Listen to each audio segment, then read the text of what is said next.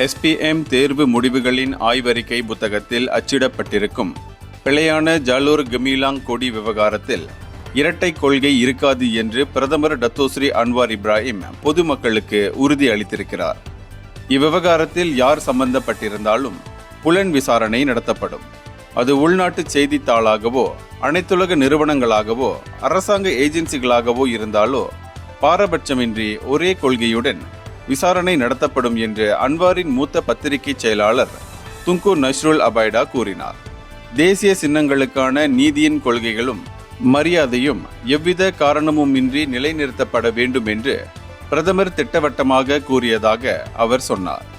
ஜாலோர் கெமிலாங்கை பயன்படுத்தும் போது அனைவரும் மிகவும் விழிப்புடனும் பொறுப்புடனும் இருக்க வேண்டும். தேசிய சின்னங்கள் நம் நாட்டின் உச்சபட்ச கௌரவமாகும்.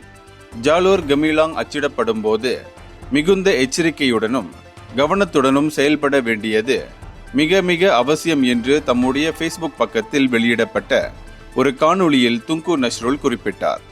2024 ஆண்டு SPM தேர்வு முடிவுகளின் ஆய்வறிக்கை புத்தகத்தில் ஜாலோர் கெமிலாங்கின் வடிவம் தவறாக இடம்பெற்றிருப்பதற்கு கல்வி அமைச்சு முன்னதாக மன்னிப்பு கேட்டுக்கொண்டது. இந்த தவற்றை ஏற்றுக்கொள்ள முடியாது என்பதை ஒப்புக்கொண்ட கல்வி அமைச்சு ஆழமான புலன் விசாரணை நடத்தப்பட்டு வருவதாக கூறியது. இந்தியர்களின் இதய குரல் மக்களோசை.